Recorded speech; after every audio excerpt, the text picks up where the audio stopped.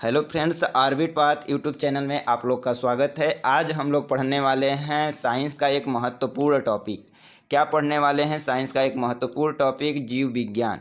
और जीव विज्ञान जो है हमारा, उसमें पढ़ेंगे आज जो चैप्टर 1 होगा, प्राणी जगत और विकास। ठीक है, आज एक नया चैप्टर, नया अध्याय, नया सब्जेक्ट हमने चालू किया है, तो वेरी एक्साइटमेंट के साथ आप लोग इसको देखिए।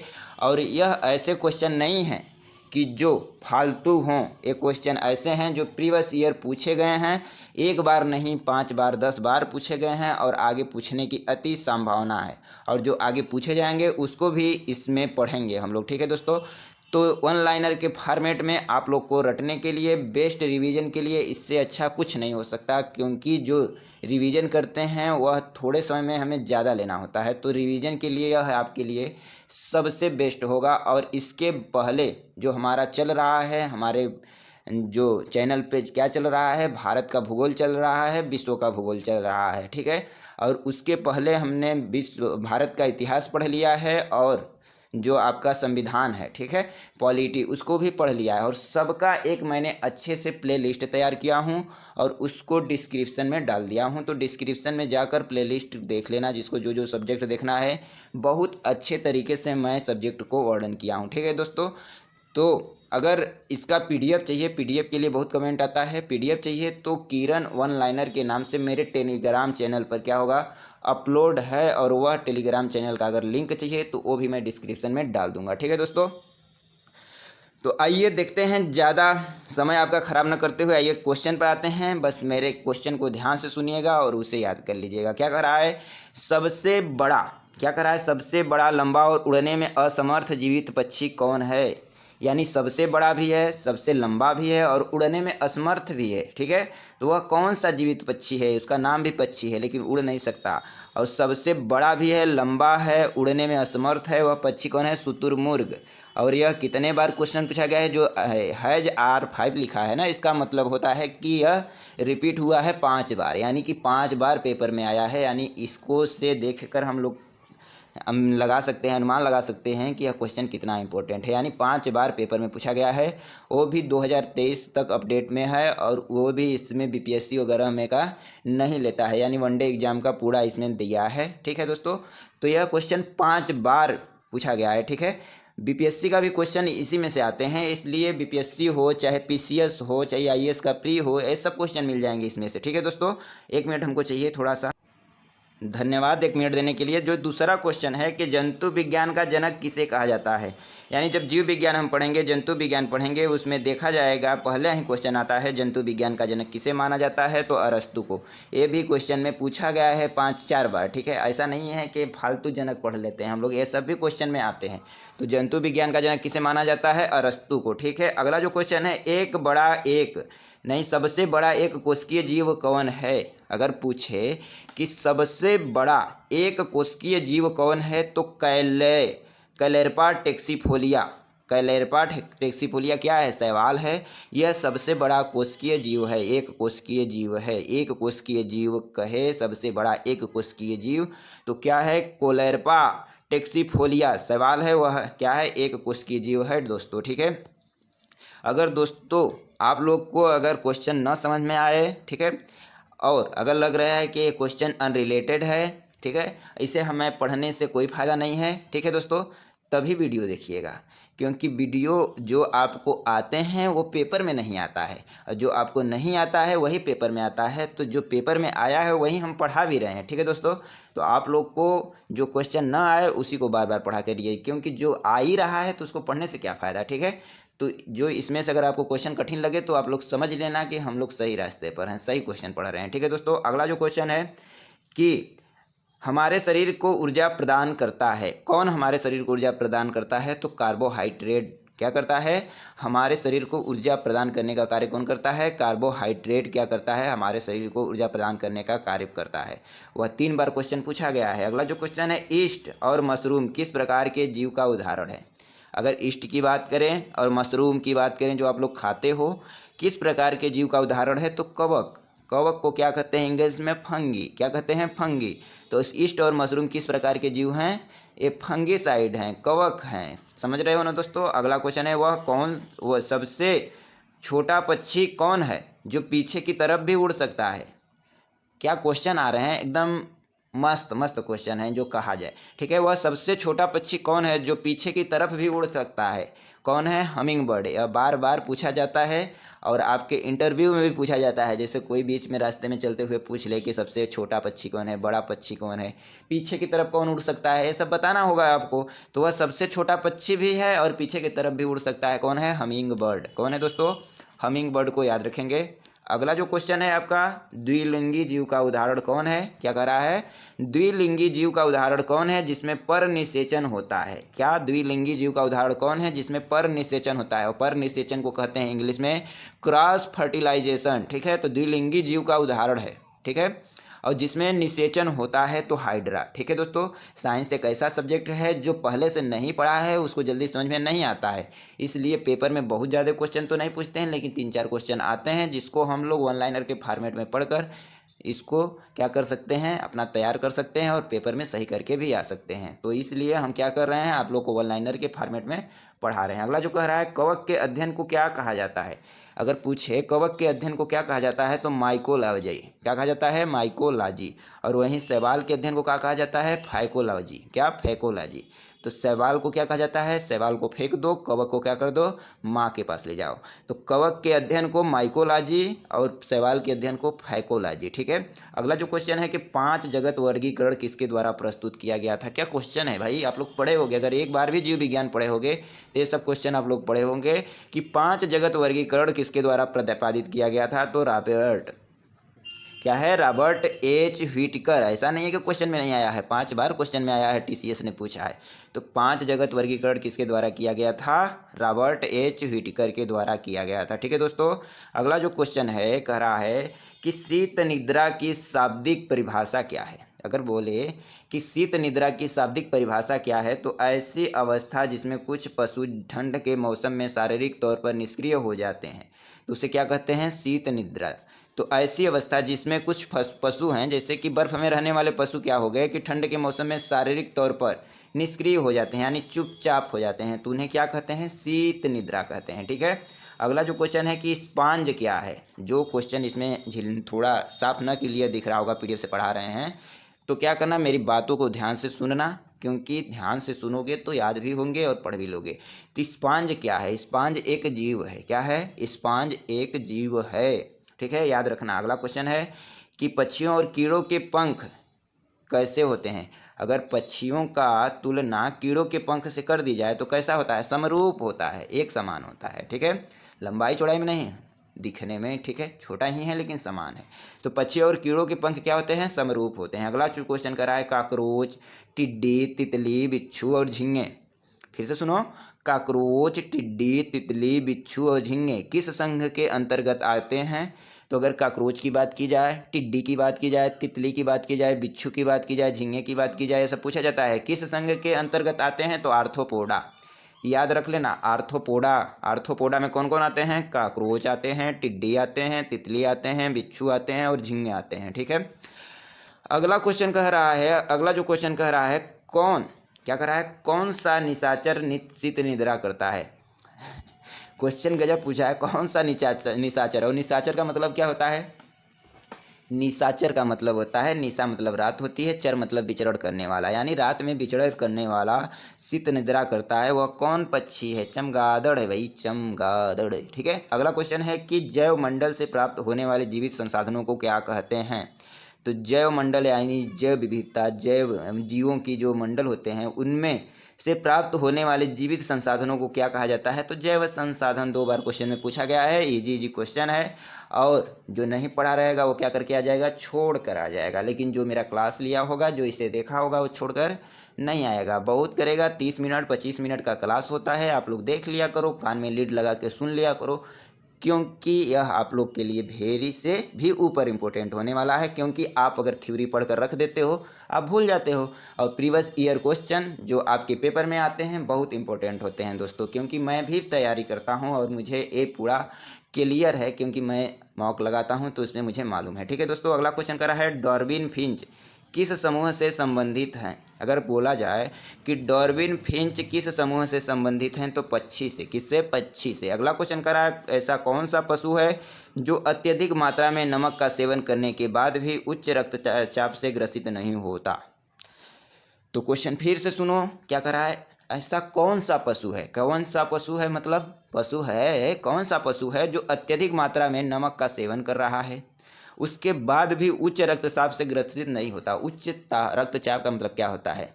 Blood pressure high blood pressure, ठीक है। उच्च रक्तचाप का मतलब क्या होता है इंग्लिश में? High blood pressure, low blood से प्रेशर। तो जो हाई ब्लड प्रेशर वाले मरीज होते हैं उनको नमक कम खाना होता है, लेकिन जो नमक अधिक खाता है उसको हाई ब्लड प्रेशर होता है। तो ये बोल रहा है कि ऐसा कौन सा पशु है जो नमक भी ज़्यादा खाता है और उसे हाई ब्लड प्रेशर भी नहीं होता है, उच्च रक्तचाप भी नहीं होता है? वो कौन है? ऊँट है। कौन है दोस्तों? ऊँट है। याद रखना और क्वेश्चन पूछना अपने दोस्तों से जो नहीं पढ़ रहा है, ठीक है। ठीक है, तब समझ में आएगा। अगला क्वेश्चन है एक समान गुणों जैसे पृष्ठ रज्जु, क्या कर रहा है, एक समान गुणों जैसे पृष्ठ रज्जु तथा पृष्ठीय खोखला तंत्रिका तंत्र के आधार पर प्राणियों जैसे मछली, ठीक है, उभयचर, सरीसृप, पक्षी और स्तनधारी को किस संघ में रखा गया है? ठीक है, अभी उधर तितली और किसकी बात कर रहे थे हम लोग? तितली हो गया और मेढक, अरे वो हो गया क्या बोलते हैं, केकड़ा हो गया, ये सब किस में आते थे? आर्थ्रोपोडा में आते थे। लेकिन अब बोल रहा है कि समान गुणों जैसे, समान गुण भी हैं पृष्ठ रज्जु तथा पृष्ठीय खोखला तंत्र के आधार पर, ठीक है, के आधार पर याद रखना।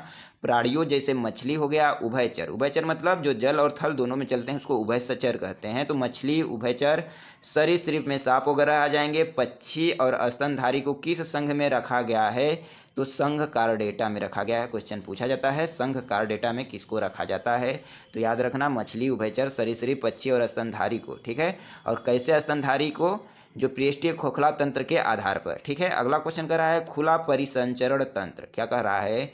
खुला परिसंचरण तंत्र, जिसे सर्कुलेटरी सिस्टम कहते हैं, ठीक है, किस जीव में पाया जाता है? तो खुला परिसंचरण तंत्र किस जीव में पाया जाता है? कॉकरोच में पाया जाता है और सिल्वर फिश में पाया जाता है।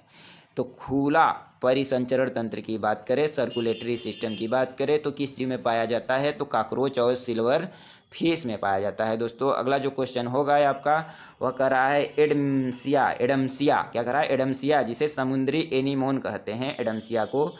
और पेनाटुला, जिसे पेनाटुला, पेनाटुला, पेन आ रहा है ना, तो समुद्री पेन, समुद्री एनीमोन, ठीक है, जिसे एडम्सिया कहते हैं। पेनाटुला जो समुद्री पेन है।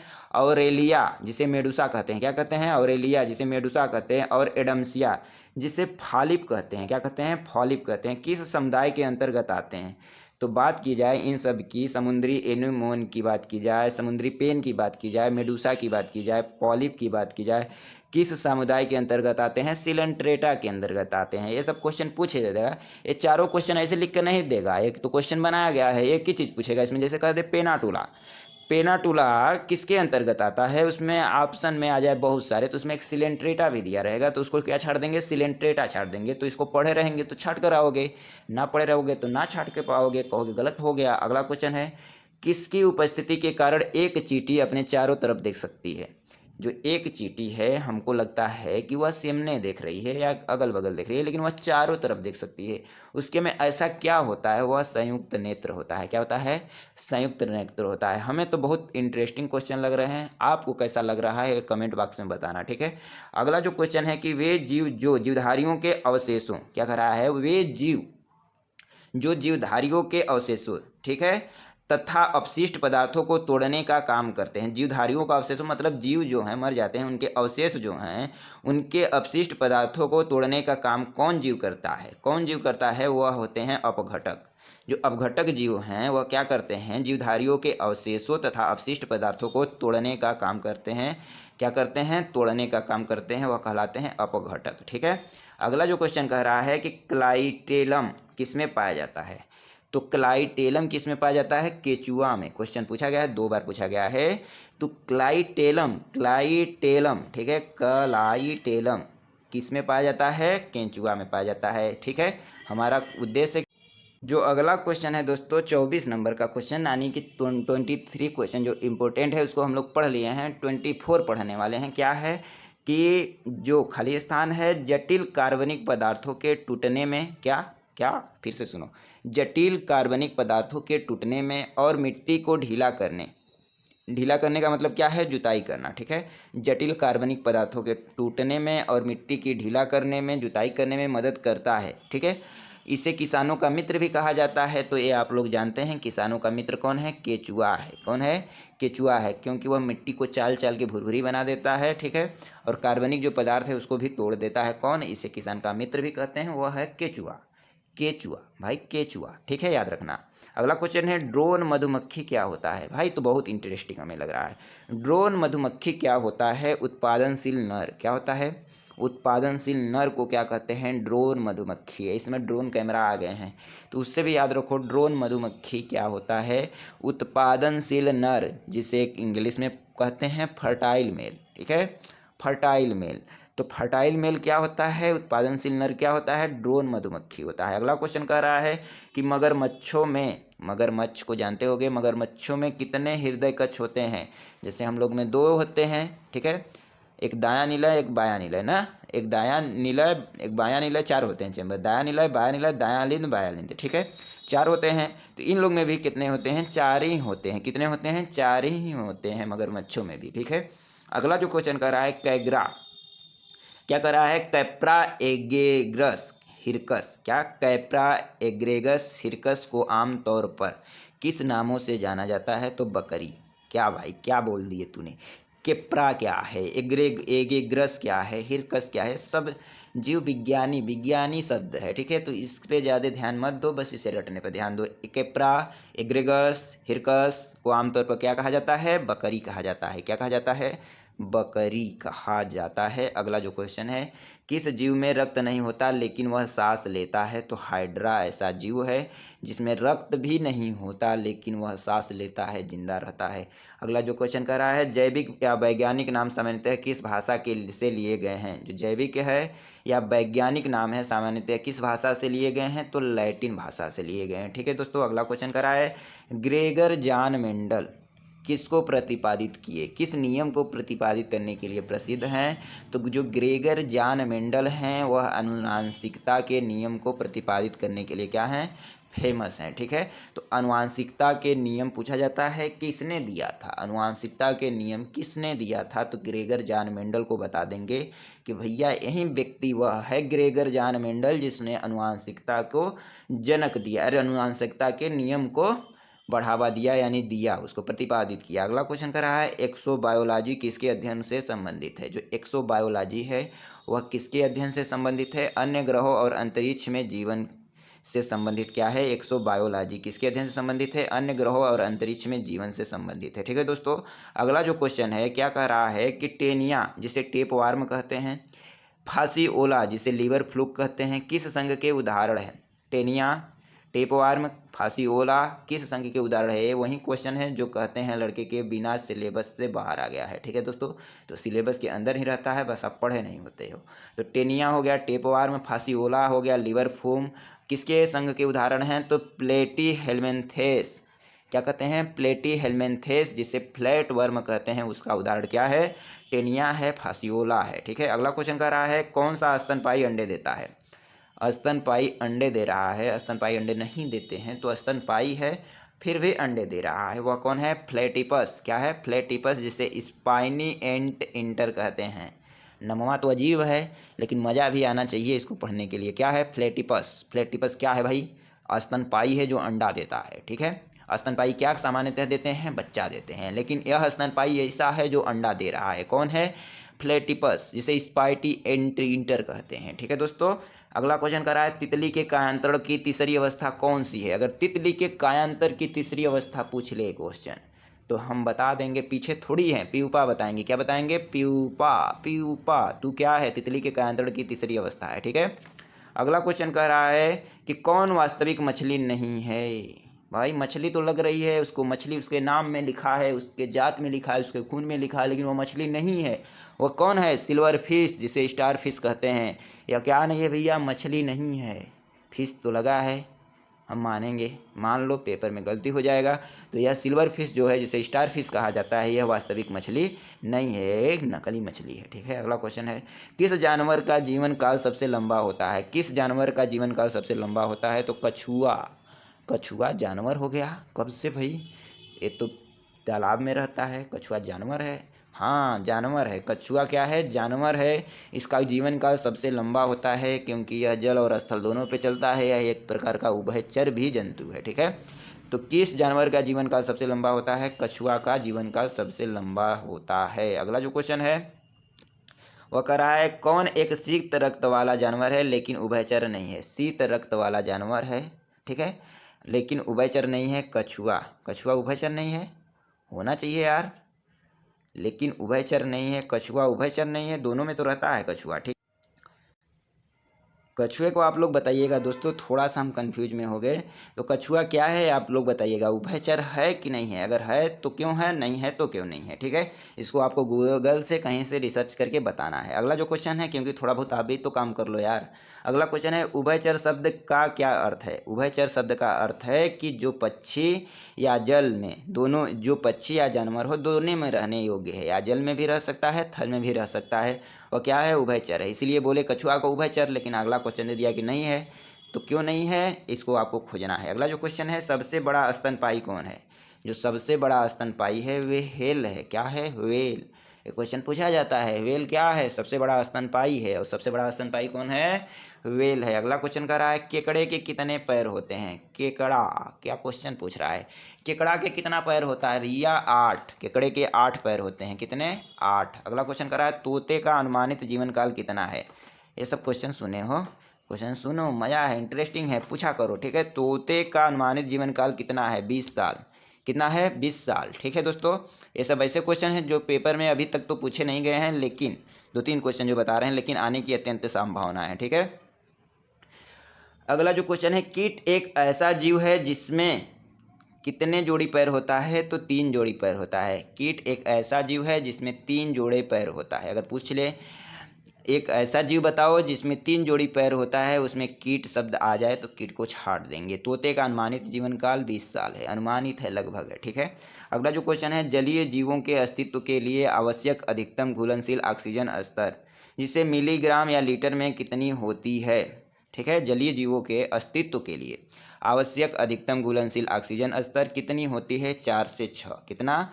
4 से 6। अगला जो क्वेश्चन कह रहा है, कापर स्मिथ बारबेट क्या है? क्या बोला कि कापर स्मिथ बारबेट क्या है? एक पक्षी है। क्वेश्चन पूछा गया है टीसीएस के द्वारा कि कापर स्मिथ बारबेट क्या है? एक पक्षी है। अगला जो क्वेश्चन कह रहा है, एक जीवित जीव की मूल विशेषता कौन सी है? जो एक जीवित जीव है उसकी मूल विशेषता क्या है? सांस लेने की क्षमता। ठीक है, जो जीवित जीव है उसमें एक विशेषता क्या है? वह सांस ले रहा है। जो मृत हो गया है वह सांस नहीं ले रहा है, यही तो विशेषता है। अगला जो क्वेश्चन कर रहा है, डायनासोर को विलुप्त हुए कितने वर्ष हो चुके हैं? तो डायनावर्स की बात करें, डायनासोर बहुत करते हो, सुन लो, उसको विलुप्त हुए लगभग 6 करोड़ 50 लाख वर्ष हो गया। 6 करोड़ 50 लाख वर्ष। सोचो, सोच लो कितना गया होगा। ठीक है, अगला जो क्वेश्चन है, जिन जंतुओं में देह गुहा उपस्थित होता है उन्हें क्या कहा जाता है? जिस जंतुओं में देह गुहा उपस्थित होती है उन्हें एकोलोमेंटस कहा जाता है। क्या कहा जाता है? एकोलोमेट्स कहा जाता है। ठीक है दोस्तों, अगला जो क्वेश्चन हमारे होंगे वह क्या होंगे?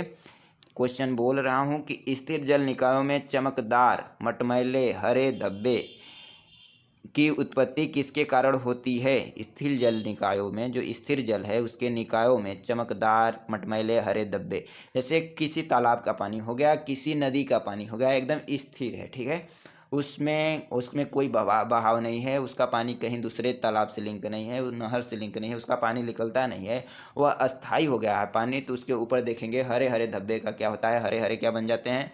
कुछ छेक लेता है। ठीक है, तो उसे ही क्या कहते हैं? शैवाल कहते हैं। उसे क्या कहते हैं? शैवाल कहते हैं। ठीक है दोस्तों, अगला क्वेश्चन है,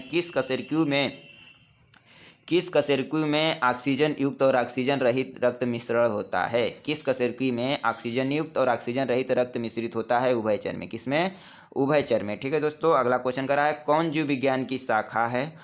कौन जीव विज्ञान की वह शाखा है जो जीवों की संरचना और उसके अंगों के अध्ययन से संबंधित है? वह जीव विज्ञान की वह शाखा कौन है जो जीवों की संरचना और उसके अंगों के अध्ययन से संबंधित है तो एनाटॉमी। क्या है?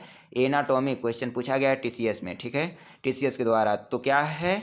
जीव विज्ञान की ऐसी शाखा है जो जीवों की संरचना और उसके अंगों के अध्ययन से संबंधित है। क्या है? एनाटॉमी। Anatomy, anatomy.